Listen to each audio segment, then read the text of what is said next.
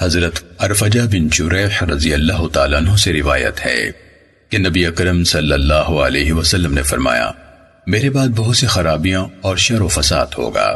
پھر آپ نے اپنے ہاتھ اٹھائے، جس شخص کو تم دیکھو کہ وہ امت محمد میں تفریق پیدا کرنا چاہتا ہے جبکہ امت متفق اور متحد ہے تو اسے قتل کر دو، چاہے وہ کوئی بھی ہو۔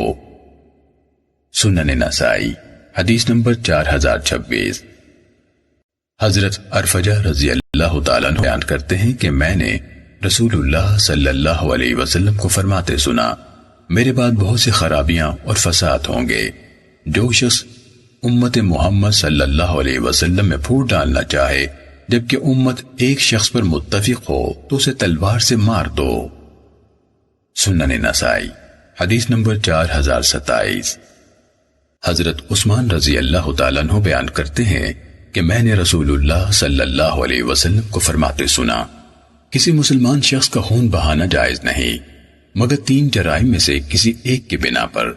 جو شخص شادی شدہ ہونے کے بعد زنا کرے اس پر رجم کی سزا ہے، جو شخص کسی کو جان بوجھ کر ناحق قتل کر دے تو اسے قصاصاً قتل کر دیا جائے گا، اور جو شخص اسلام لانے کے بعد مرتد ہو جائے تو اسے بھی قتل کر دیا جائے گا۔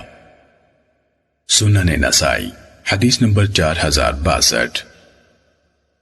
حضرت عثمان بن عفان رضی اللہ تعالیٰ عنہ سے مروی ہے کہ میں نے رسول اللہ صلی اللہ علیہ وسلم کو فرماتے سنا، 3 جرائم کے بغیر کسی مسلمان کا خون بہانا جائز نہیں، وہ شادی شدہ ہونے کے بعد زنا کرے یا کسی انسان کو قتل کرے تو اسے قتل کیا جائے گا، یا مسلمان ہونے کے بعد کافر بن جائے تو اسے بھی قتل کیا جائے گا۔